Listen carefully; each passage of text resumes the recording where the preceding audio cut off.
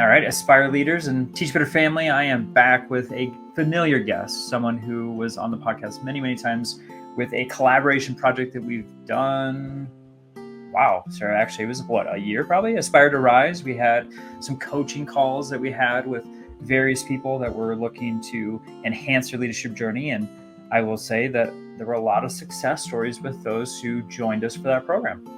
Yeah, actually, I think it's been longer than that, which is a surprise. But if you're like me, which I know you are, we're at the same age where all of a sudden things just start to go by so fast, you don't even know. Yes. But yeah, I think actually a lot of the people that we had on the show are in titled roles now, which has been really fun to watch them. Yeah, it's been phenomenal. So who knows, maybe in the future, Sarah and I will jump back on and do some more coaching calls. So if you are listening and you are interested, of course, you can reach out to either one of us. And if you're watching on YouTube, it's very simple because our handles are on the screen for you. But I will say, Sarah, it is always a pleasure and honor to speak with you. And I'm so happy to have you join me once again on Aspire to Lead. And with that, I would love for you just to update the listeners on what's going on in your world.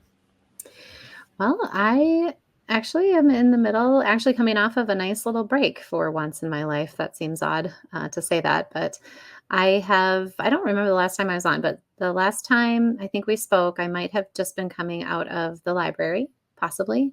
Spent the last academic year working through J. Casas and Associates, coaching clients and working with my adjunct professorship, but then also striving to get my dissertation done. And I'm closer and closer to that, which is really exciting. And the last 2 weeks, I have been in the step where I am waiting for the IRB approval, which is where you've submitted your proposal to do the research and you wait for a group of people smarter than you, apparently, to tell you if you can do your research or not. So that's where I'm at. We're just midsummer and yeah, loving life. Loving life. I love it. So we'll touch on the doctoral program because I've never been through that experience. I'd love to get your perspective. And I'm pretty sure there's probably a lot of folks that are listening right now that have either thought about it or maybe they're starting to get into the program and want to know more information. So we'll dive into that topic more so. But Sarah, I have the pleasure of joining you on Monday with a college that you're associated with. And I think you've been for quite some time because I feel like I've been on there with your students 2 or 3 times prior. So do you want to share your involvement with that organization also? Yeah. So one of the, if you're a listener to the Aspire podcast and you've connected with Joshua and I over the years, you know that I have been out of formal principal role for, I think I just finished the 6th academic year. And one of the things that I took on after I left that position was an adjunct professor role for educational leadership in the state of Wisconsin through Viterbo University.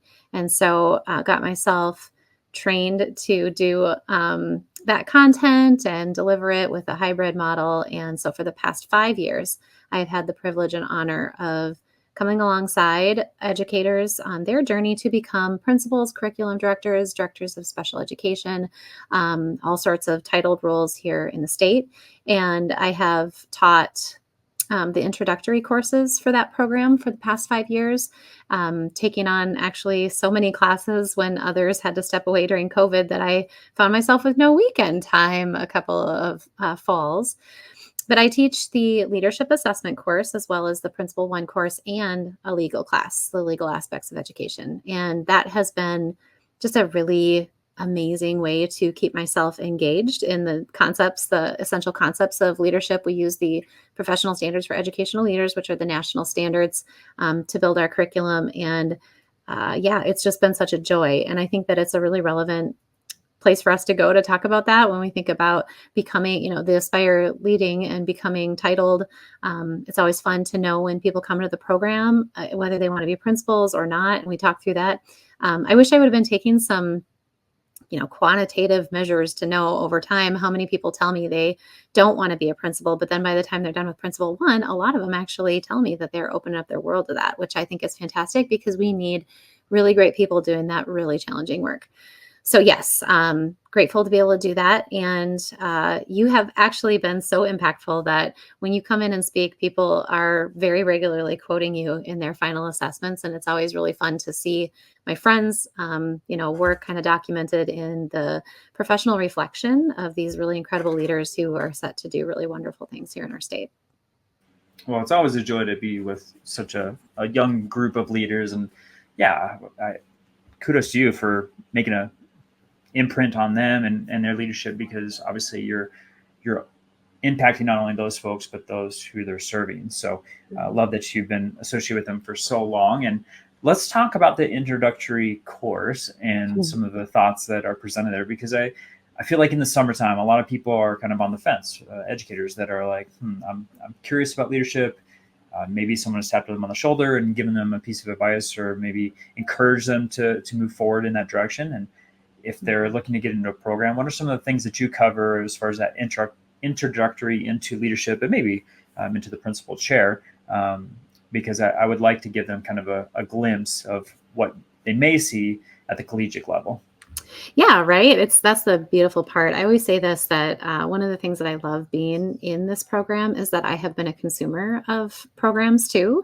I did not get my degree from this institution.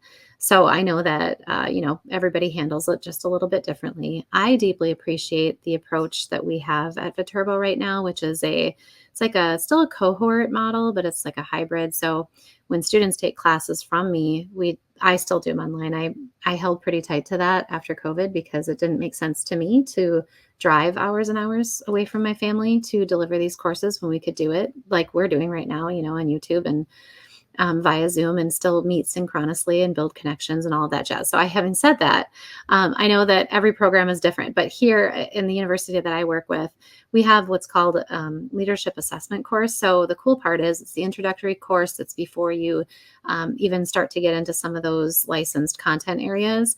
And in that we use the professional standards for educational leaders, and we have like 6 essential questions for every class. And in this one particular, one of the things that I love about it is that we really help leaders to develop and actually what we call at J. Casas and Associates, their leadership language. We go through the importance of having your own personal mission, vision, and values so that if yours aligns with the organization. Because we know that leaders are supposed to lead that work of developing mission, vision, and values, but it's really interesting to know that in order to lead that work at an institutional level, if you haven't done it at your own personal level, it kind of makes it really hard, So we do those. We work on decision making. We do actual modules so that leaders who have not been tested in that sense of learning how to truly build strategic change in their organization. It takes a lot of mindfulness on how you make a decision, how you communicate a decision, how you communicate how you're making the decision, all of that. So that's really important. We also talk a lot in that class about leading good change for the equity for all students. And so making sure specifically in that class, we touch upon the elements of poverty in our communities specifically. So those students go through, we actually use a text that just helps us learn about turning high poverty schools into high performing schools. And in that way, we talk about the elements of quality schools. And so, what does it take to create programming that is inclusive for all students, and just a lot of really dynamic discussions that take place in that space. So a lot there. One of the things that I think is crucial for listeners to hear and for the work that we do is focusing on helping the leaders become very self-reflective. And a huge piece of that is providing one resource, which is we end up doing the Clifton Strengths Assessment so that they can learn about their strengths and reflect upon that in those 4 core areas. One of the things I also love about it is we talk about the fact that to be a leader, you need to be able to have followers, and what do followers need? And we talk about building compassion, trust. There are 4 elements to that in terms of what followers need. So hope is another, and now I can't remember the 4th as I'm just pulling it out of my brain. But just kind of important to realize that it's not just about what you bring to the table, but what the followers in your organization are also going to need, and how do you build that through your strengths lens. But then of course, and I'm talking a lot, a huge piece of this is we start to realize that, okay, wait, we're not supposed to be everything for everybody. And so how do we make sure that if we don't have a strength, for example, in the executing lane, how do we round that out? Because we need to achieve and we need to execute our plans. But if our strengths lie in, relationship building, ding, ding, ding, that's Sarah Johnson. How do we get the follow through, right? So yeah, that's kind of a very big overview. All right. For the listeners, Sarah says, I'm talking too much. She's a podcaster herself. So when the mic is flipped, it feels like we are talking more than we're supposed to. And that's not the case. Sarah's the guest. And so I love tapping into her wisdom. So speak away, please, Sarah. You had touched on working with Jamie Casas. Obviously, I'm a huge fan of his and have the honor and privilege of writing for his company, his publishing company, Connected Ed, with the wonderful Charlie Peck. And I want to just touch on what you provide with Jamie Casas, because it's wonderful for those who are in a collegiate program and getting all of those wonderful insights into what leadership is. But I'm curious, you're starting to talk about all these pieces that I know for myself as I was in the role of administration. It was really hard to focus on them sometimes, or maybe I was like, oh, it's not important. I have a bigger fire over here, maybe even like reflection and maybe some of the items with coaching and stuff. So will you just talk through what you do with Jimmy in regards to supporting our current leaders? Yeah, so I actually love how I'm talking about two different organizations that I serve, but they just always interweave, and it really makes me so grateful to be serving in those capacities, because what I do for Jimmy's organization in terms of the leadership coaching is come alongside current practitioners, clients. A lot of time, and actually I would say all times, we are hired because the leaders in the organization who are in charge of the finances see that school principals, district leaders, directors also need people to be able to reflect and bounce ideas off of. They need thought partners. They need non-evaluative people to help them think through all angles. They deeply value and appreciate the fact that culture can be hard to see when you're in it. One of the things that I really have observed over time is that, and I know I experienced this, and I believe you probably did too, Joshua, that when you're in it, it's so hard to see an unemotional lens of how events are carrying out in your organization. First, because it does feel very personal, but as leaders, we need to learn that a lot of times adult behavior inside and outside of the school really is not supposed to be taken personally. It's supposed to be analyzed and understood and worked through, just like we want to with our students in our classrooms. But it just becomes so challenging to do so because leaders get often caught up in what feels very personal. And I know that I felt the same way. And I'll, to give you a quick example, surveys that are anonymous that have comments. I saw Joshua just smile. I have very strong feelings about those. But so do I. Yeah. I mean, so just helping clients process through some of that. One of the things that I would say, what we strive to do is our main goals are to help principals or school leaders, or district leaders, whatever, really cultivate the culture and lead the learning. Those, we believe, are the two primary purposes. And a lot of times what happens is clients will, they really customize the service that they need. Sometimes they'll have me in on culture interviews. Sometimes we do those for them. Sometimes we go through their, professional goal plans or their building plans. A lot of times we're a part of their admin team meetings so we can provide feedback in terms of, what they might not be seeing in terms of how they create what we call undercurrents. And what that is it's just leaders who think, I don't know if you've ever experienced this, or listeners, where you feel like you're communicating crystal clear, but the people around you did not receive it that way. And suddenly you thought this beautiful plan that should be working out with no kinks and solving problems was actually maybe diminishing the leadership capacity of your APs, for example, or something along those lines. So we just are so grateful to come alongside current practitioners and help them process through all the things in an extremely safe and supportive way. I get to say the things that other people can't say, and I get to listen a lot. And I think that leaders don't often get listened to. They have to do a lot of listening. So. Yeah, I want to talk about the benefit of that, Sarah, because you just touched on it a little bit, but I'd love for you to go even further because I think that's true. I think, you being an outside entity coming in and one, observing and assessing what's going on at the campus level, but then also being able to speak probably more freely than maybe someone within the organization. And I think it does come, the message comes different from you than potentially someone else that's either someone that they're working with every single day or someone that's maybe a boss that's coming in at the district level. So can you just speak on that relationship and maybe some of the benefits that come along with potentially you and Jimmy and crew coming in to help not only assess, but then also giving, words of encouragement or advice or, just some feedback? Yeah, and I will say that the way I approach the coach role specifically is more so that supportive. I try hard not to go into consulting or advising. It's more so just helping them come to the answer that they already have in them, but helping them reflect by asking more and more questions. Yeah. So what that ends up becoming, though, is more of we joke about this. It's not funny. My clients often will say, I feel like you're my therapist. And I say, okay, but I'm not qualified to be that therapist. Let me just remind you. But again, I think it just goes back to that piece of not having people that in our schools that we can genuinely have an open, trusting conversation with without fear of feeling like you are being seen as less effective or actually being evaluated as less effective because maybe you make an observation about your skills that you need to grow or something along those lines. So, our job really is to just help those clients become their most excellent, and that can just be so individualized. For example, we have a client.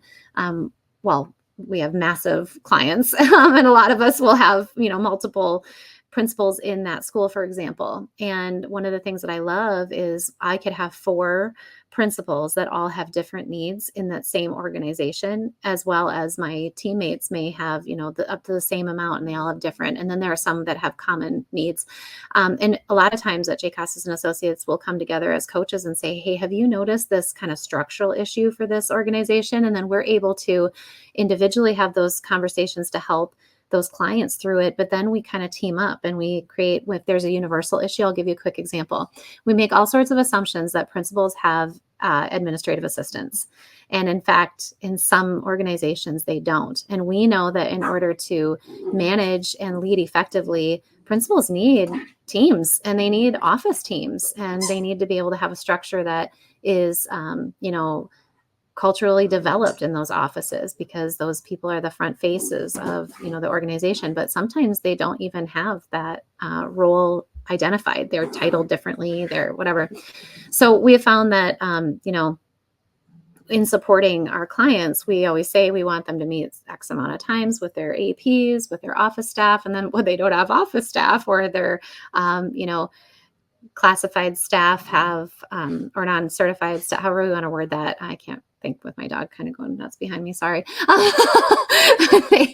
When they have, different hours or things like that create barriers to make that more comfortable, we can just sit there and process through and work through that together as a team and help that organization even make some changes about how they classify their staff to better support the structure in the school. We've done that.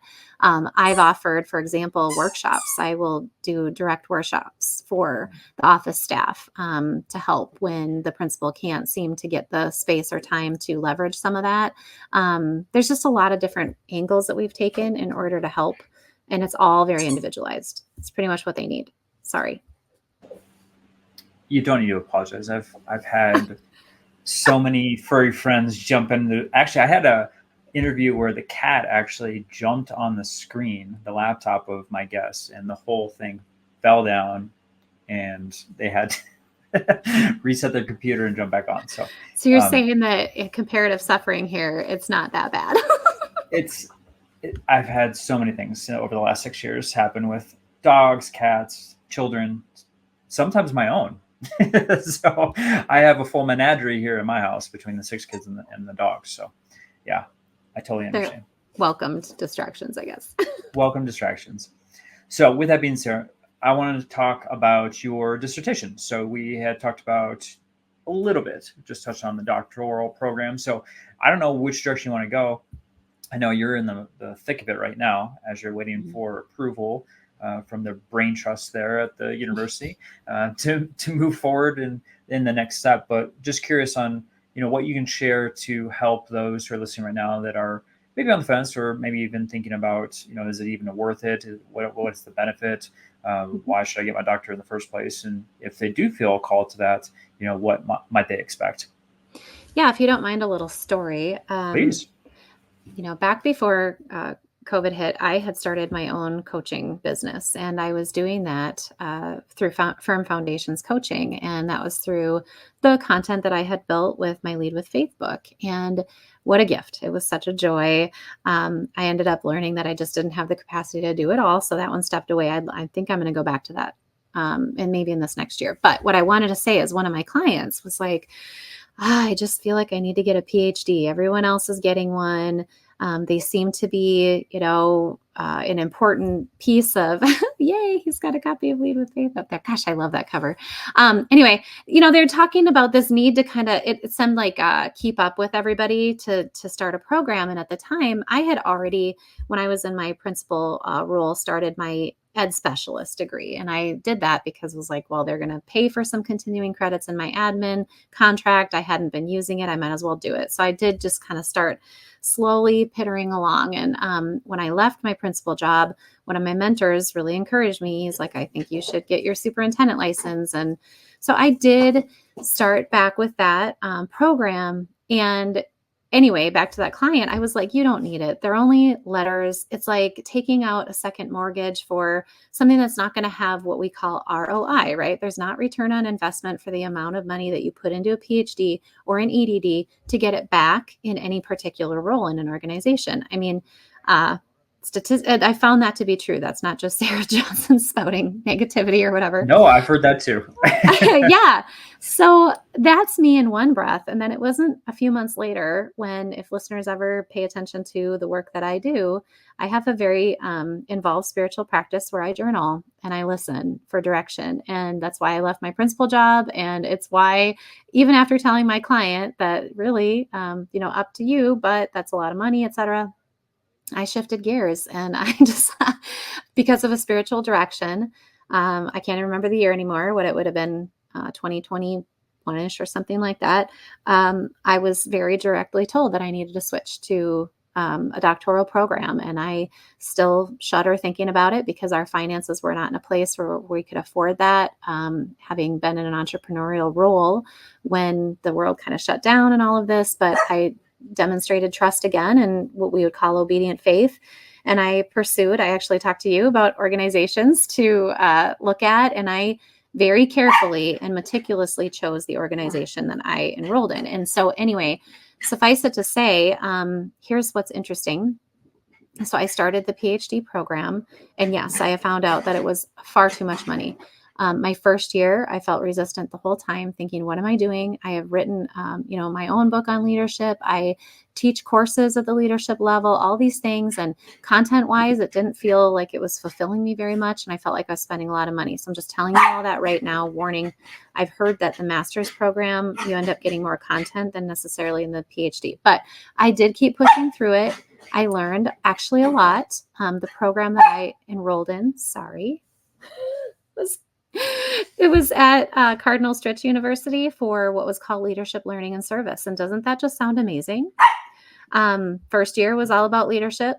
Second year was about learning. So you're going back to neuroscience and the elements of actually learning with the brain in mind. And so it was like a revisit for all of this really critical knowledge that I had, but hadn't maybe poured myself into for a while. So the second year I started thinking, well, I think I can get behind this. It's still a lot of money. I'm having to meet every week with these 5 other people that I think now are kind of great. And so I remember coming around to the end of the content study year where I was like, yeah, I think this is a good thing and I can't wait. I can actually do this work.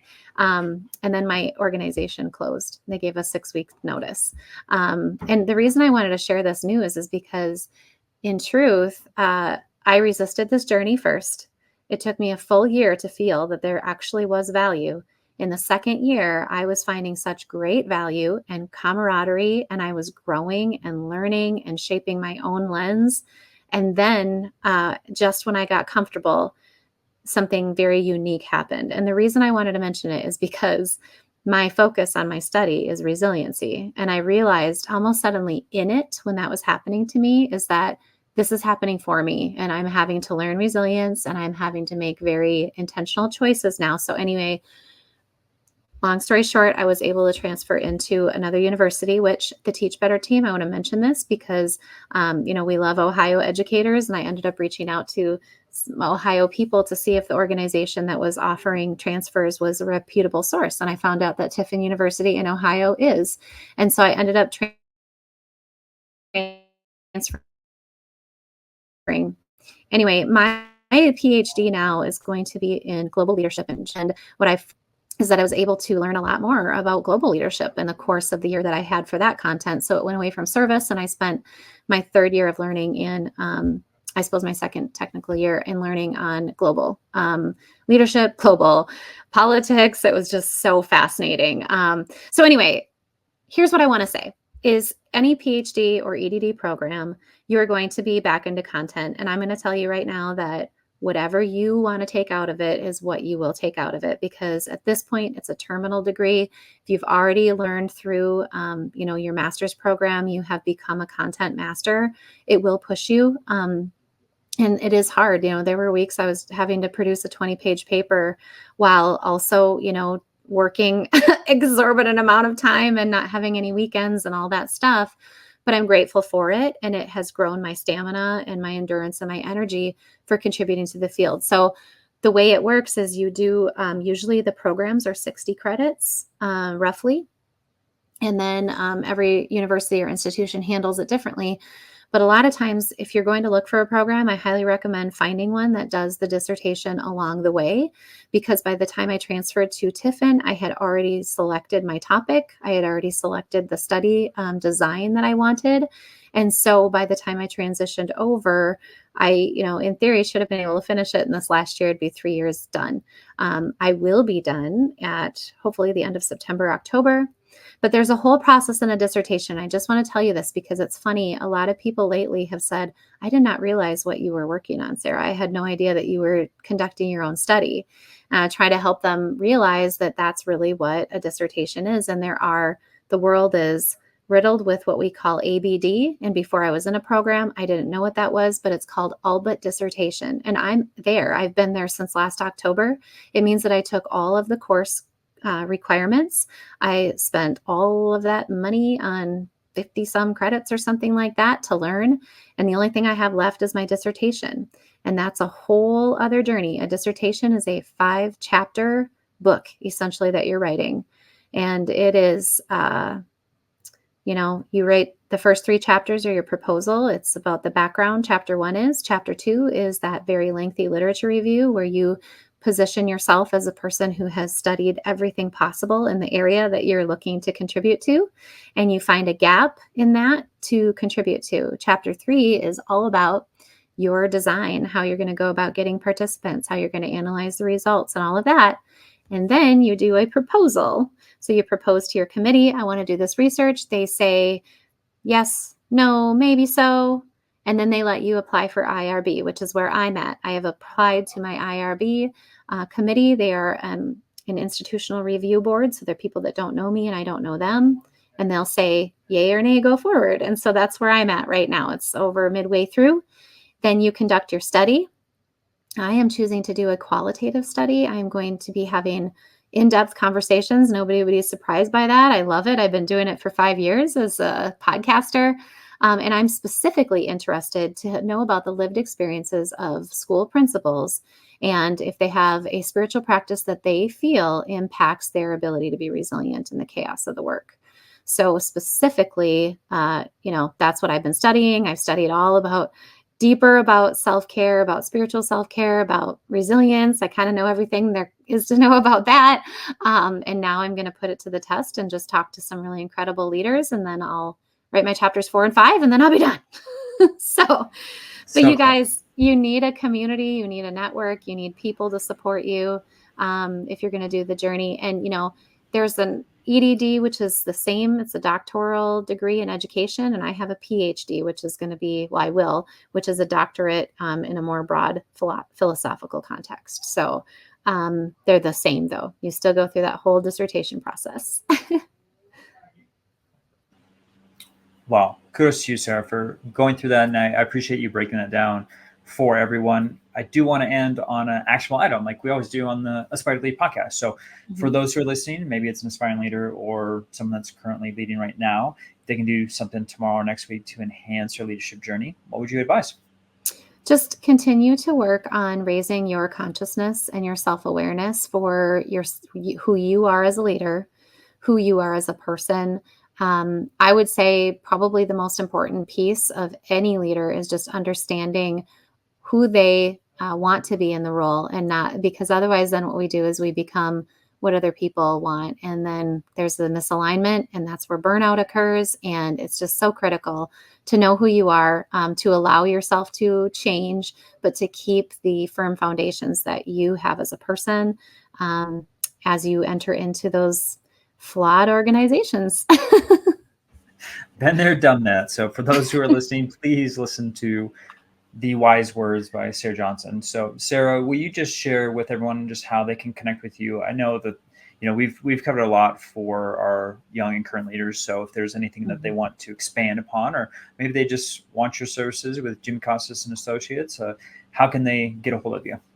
Yeah, of course, informal conversations, open to have any conversation about bringing J. Costas and Associates in. And if you just want to talk about, higher ed or anything like that, I'd be happy to do that. And you can find me on all social media platforms at Sarah S.A. Johnson. You can email me, sarahsajohnson@gmail.com. And that's pretty easy. So yeah, there's my website right there too. And so, yeah, I'd love to help you in any way I possibly can. So for those who are watching on YouTube, I've been popping up Sarah's website on the screen for you. Of course, if you head over to joshstamper.com, I'll have all of the links for Sarah, including a link to her book, which I had showed earlier. So I'll put it here. Make sure I get it on screen here. I always have it near me. And then I also will have a link for the In Awe podcast, which is a phenomenal podcast that Sarah has been doing for quite some time. How long have you been going? 5 years as well. 5, okay. I know. Wow. Time flies when you're having fun. So it really does. With that, thank you, Sarah, once again for joining me on Aspire to Lead. It's always a joy to have you partnering with me and on this podcast, and can't wait for potentially some future collaborations as we are just continuing to try and help aspiring and current leaders. Pleasure is mine, and good luck, and congratulations on your latest project. I'm so excited for that to be out. Just like you and your dissertation. It's coming.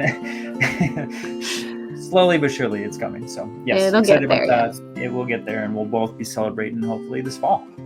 For sure.